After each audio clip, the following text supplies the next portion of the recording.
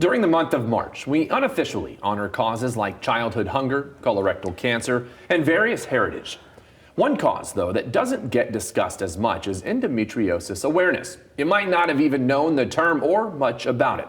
And while we're discussing it on the last day of the month, it is far from an afterthought, especially for those suffering from it, which can be up to 10% of women of childbearing age.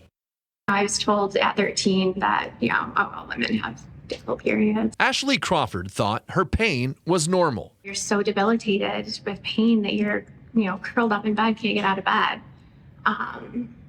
It's just, and then being told that that's normal, it's the worst feeling ever. Until 2 years ago, after 23 years, she was finally diagnosed with endometriosis. My symptoms, unknown to me at the time, probably started around 13, 14. Lauren DeVries and so many other women share a similar story. For her, it impacted the ability to have children. I had to go through fertility treatment to get pregnant with my daughter, and that was in 2023.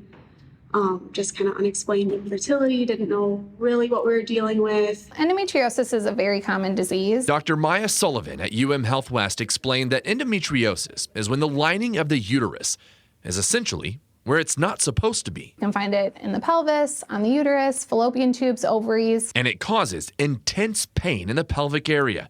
It's hard to diagnose and therefore hard to treat. There aren't great imaging or lab studies available to help confirm that diagnosis. Dr. Sullivan says the only way to truly confirm is surgery, requiring a visual examination of the organs inside the abdomen. Sometimes an endometrial implant can just look like a little clear bleb or a red or a brown little spot on the uterus or the fallopian tube.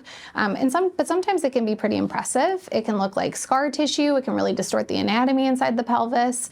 So there's a wide variety of what endometriosis actually looks like. But surgery isn't always offered or known to be an option for those suffering. It's a tendency to kind of chalk it up to just bad periods when really it's something else that's going on. Which can feel like a never-ending cycle of pain and frustration. For both Lauren and Ashley, surgery did confirm endometriosis. But there's such a stigma surrounding the disease, they were hesitant even after decades of suffering. I was just worried, what if we do all this for nothing? I will just be disappointed that we don't have an answer, and I'll be embarrassed that we went through all this to not get an answer. But once they did, both of their lives changed for good. Even between cycles, I had pain that was just gone. Pain that I haven't felt in 2 years now, and it's just gone.